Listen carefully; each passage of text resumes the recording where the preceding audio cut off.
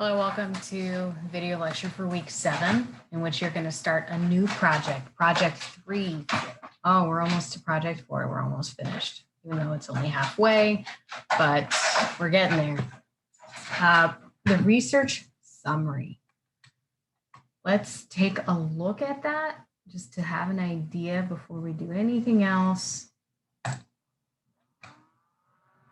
In its most basic form, it's a memo. And it's outlining a problem in different sections and also looking at the sentiment. How is the impacted population for that particular problem? How are they feeling about the thing? What's causing it? But you're not offering solutions. In the end, in your wrap up, you could offer, an informal note about, oh, maybe if this happened, things could improve. But the purpose of the document overall is not to say this problem could be improved by A, B, and C. Much like a memo, you do want to leave it with, here's, some forward thinking sort of stuff very briefly because it's a memo. But the purpose of the memo is, here's my problem. Here's how the people that it's impacting, a particular city or neighborhood, here's how they're feeling about this issue. And that's it. It's a fairly short document. Like the last assignment, you're going to be thinking about design, but more about content and research, 2 different kinds of research. If we look at the reference list, this student did have outside resources like articles and such. And then we see primary source. So you're going to have secondary sources that other people wrote, analyzed, and then you're going to have information sort of like the database from project 2, but you're gathering those stats, you're generating that information, and we'll also incorporate and analyze it. But we'll get to that. So project 3, a memo incorporating 2 types of research to outline a problem. We go to understanding concepts, which outlines topic selection. And you are stuck with your topic from project 2, but that does not mean that you wrote about, let's look at this one. It doesn't mean because you wrote about, that one's too abstract. Because you wrote about YouTube that you have to stick with YouTube for project 3. It just means you have to stick with a topic similar to that or focus on the problem for a particular city or maybe a company. And then if I say company, maybe you talk about how a certain school or private business entity can utilize YouTube to get better results. Instead of just in the abstract, you narrow it to a specific community or at least a certain business that you're speaking to.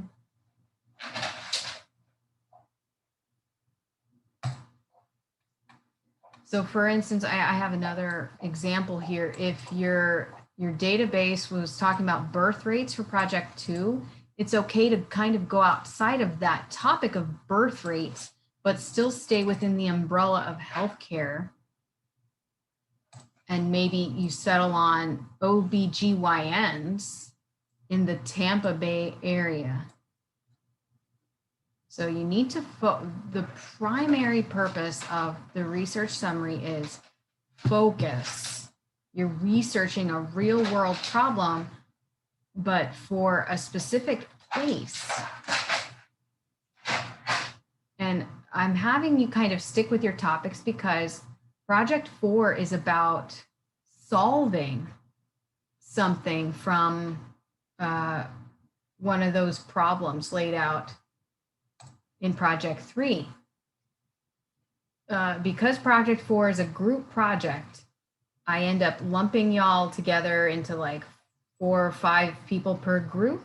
I choose my favorite research problems of all of the project 3 submissions and put you guys into a group in which you have to then solve the problem that was outlined by the winning research summaries.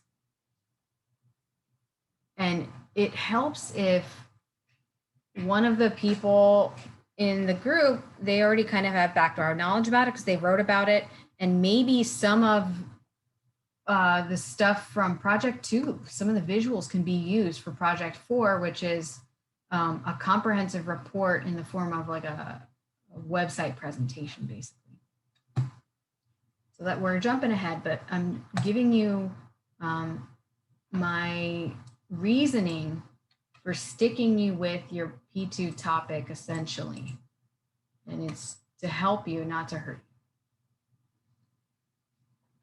So we're gonna pivot to talking about workplace research, which is another point of doing project 3, to teach you about quickly assessing sources that are relevant to your topic and how can you mention them for greater impact to your audience. That should again be a higher authority audience. It shouldn't be me. It should be, oh, I'm pretending I work for Disney, or I'm pretending I work for a nonprofit, and I'm going to tell them about this problem we as a company could consider together.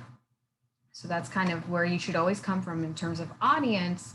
And then you need to come at it from workplace research is way different than the research you've done for other classes, most likely, because you sometimes you have to get out there and physically go talk to people. But because we're in a pandemic and this is an online course, we're going to look at other ways to do that. And you could also apply them to real workplace research after this class. But clicking here to get details about primary research, another tenet of Project 3, will help you understand what you're doing. So if you click that, it's going to open a Google Doc that is like, oh no, it's a lot of reading, but it's going to tell you what primary research is if you've never done it.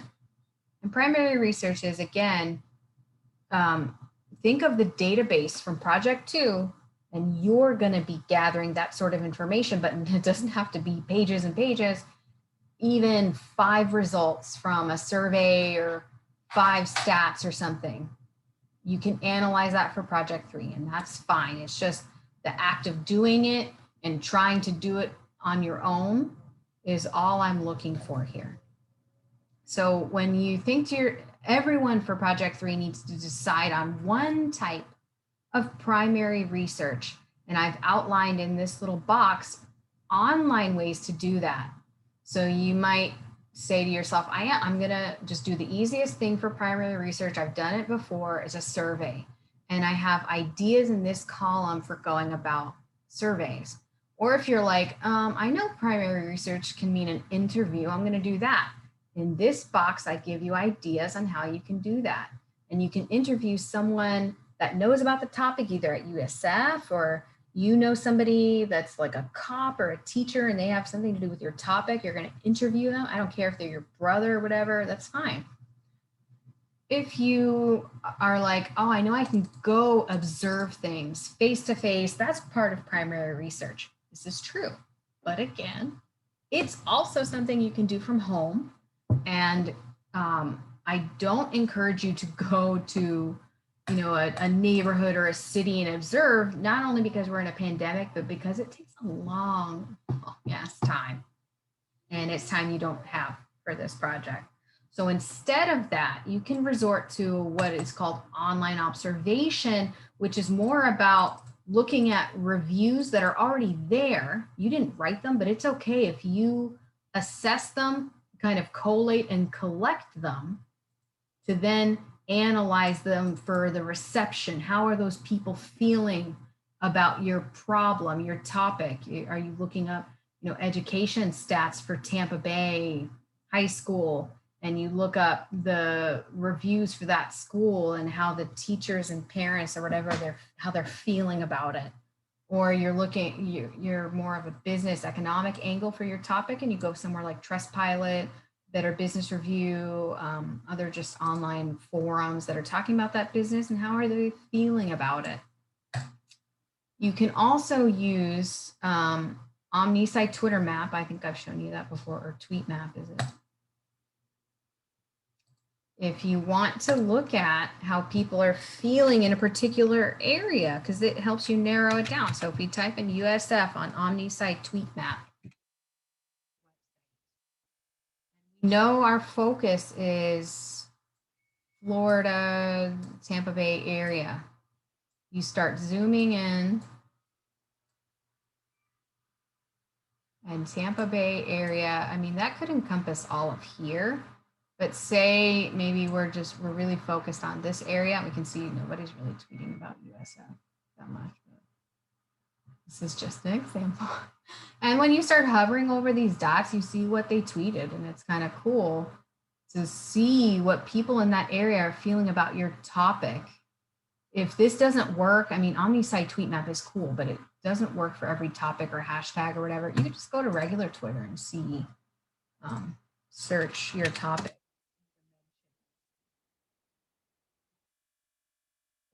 Be thinking about the school, maybe filtering through those to type in the word school or education.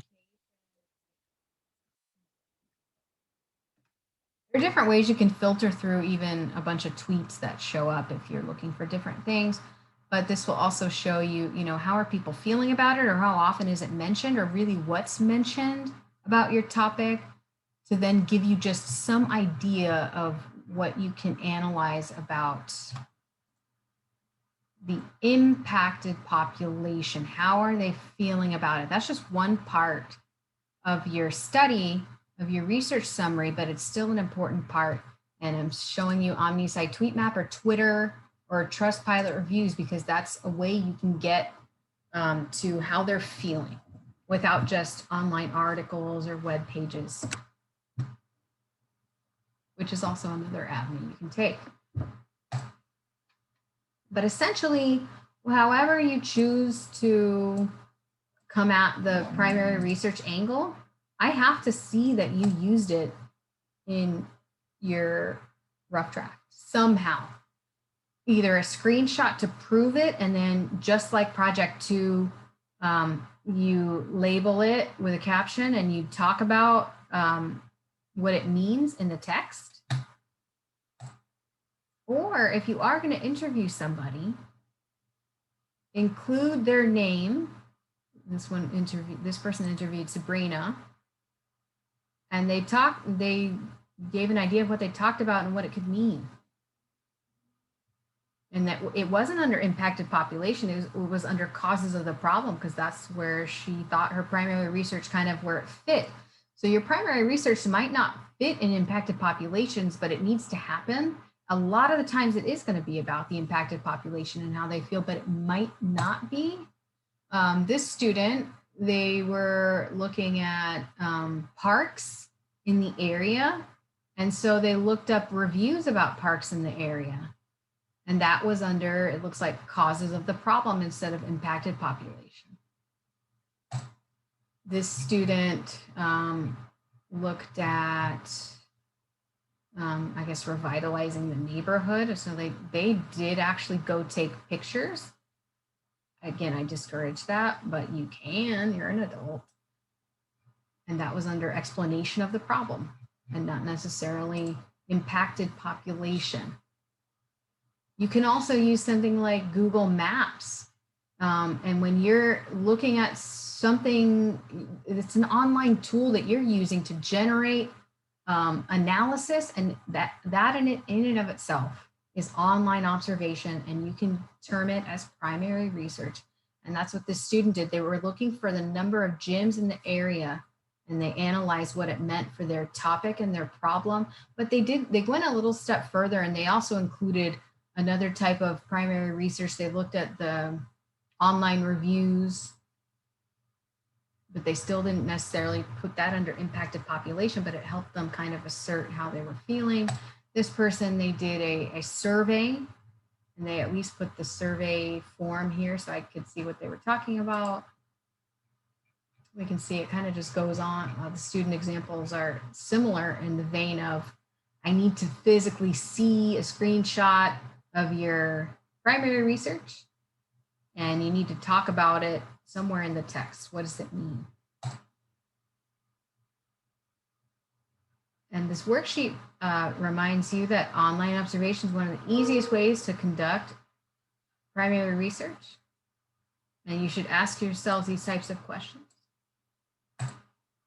Remembering that, or just knowing that, because you don't know it yet, you do have to talk about an impacted population. If you're thinking about Sulphur Springs, the community and how it's impacting them, that doesn't mean that's who you're writing this for. We can see the student, the 2 line, it's for an Ashley Fernandez, Director of Home Health Aides for Nonprofit. And that is who the memo is for. So I'm jumping ahead a little bit here too, because you're like, what impacted population audience? But this is important because I don't want you thinking you're writing the memo for the community.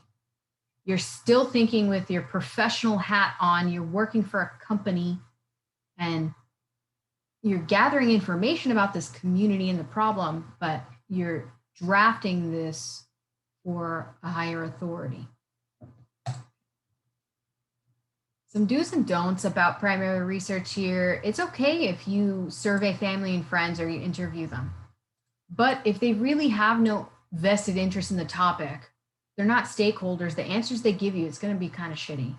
I mean, you can still use them, but think of, do you have friends that are really into movies and that's kind of what your topic is about? Maybe just survey them. Don't survey like, your grandma who maybe doesn't like movies. It's preferable that you disseminate your surveys through like Reddit boards, Twitter, Instagram, and that you try to use all 3. Try to use every avenue to distribute a survey as possible. Don't just be like, I'm going to post it on SurveyMonkey and that's it. And I only get 1 response and that sucks and that's all I can do. No, you should also try to get it out to other social media websites. And there is even a Reddit survey forum that people just take surveys. So if you have a survey, try to get it out to different avenues so that you can get the best results. I once had students, they had like 200 results and they kind of just gave a nuance of it. And I think they made some visualizations, but it was pretty cool. So even though you're getting this primary research, it doesn't say everything about your topic or your problem. It's just a tiny piece of the puzzle. So don't make huge assumptions when you get some survey results or just because you had an interview or whatever. You still have the rest of the memo to piece other things together, and you are required to get secondary or additional sources like articles and stuff to help you fill in that larger picture of the problem. You could consider using a digital tool like the OmniSite Tweet Map. I even put Voyant tools here because I've had students that they get together a bunch of reviews from Trustpilot or wherever. They copy and paste the 20 reviews that they have. Let's do this right now.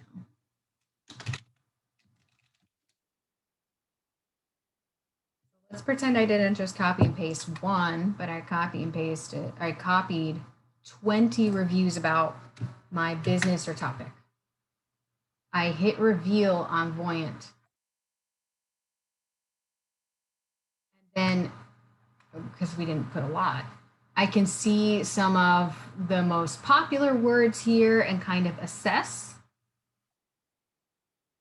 I can look here and see how many times certain words were mentioned and what that could mean. Like if the word fake was mentioned 30 times throughout the reviews, that means something. That means something negative.